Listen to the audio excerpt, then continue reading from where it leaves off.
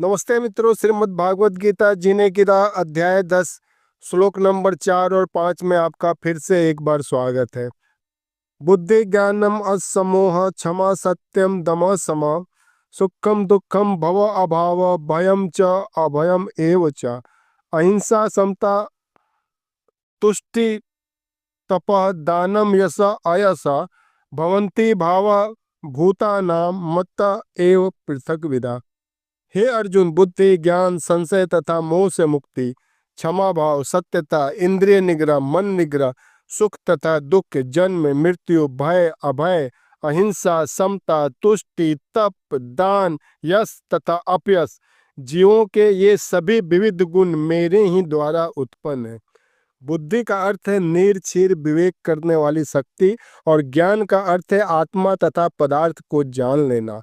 असमोह अर्थात संशय तथा मोह से मुक्ति तभी प्राप्त हो सकती है जब मनुष्य झिझकता नहीं है और दिव्य दर्शन को समझता है। क्षमा का अभ्यास करना चाहिए, मनुष्य को सहिष्णु होना चाहिए और दूसरे के छोटे छोटे अपराधों को क्षमा कर देना चाहिए।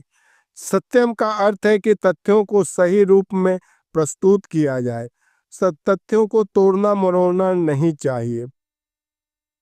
दमा का अर्थ है इंद्रियों का व्यर्थ के विषय भोग में ना लगाया जाए। इंद्रियों की समुचित आवश्यकता की पूर्ति का निषेध नहीं है, किंतु अनावश्यक इंद्रिय भोग आध्यात्मिक उन्नति में बाधक है। इसी प्रकार मन पर भी अनावश्यक विचारों के विरुद्ध संयम रखना चाहिए, इसे सम कहते हैं। कृष्ण भक्ति में मन का लगना ही सुखम है और कृष्ण भक्ति में मन न लगना ही दुखम है। अहिंसा का अर्थ होता है अन्यों को कष्ट ना पहुंचाया जाए। समता से राग द्वेष से मुक्ति घोषित होती है। ना तो अत्यधिक राग अच्छा होता है, ना अत्यधिक द्वेष। तुष्टि का अर्थ है मनुष्य को चाहिए जो अनावश्यक कार्य करके अधिकाधिक वस्तुएं एकत्र करने के लिए उत्सुक ना रहे। जहाँ तक दान का संबंध है, मनुष्य को चाहिए अपनी आय का कुछ हिस्सा नेक कर्मों में लगाए। और ब्राह्मण के बारे में कहा गया है जो ब्रह्म जान तिथि ब्राह्मण है, जो ब्रह्म को जाने वही ब्राह्मण है।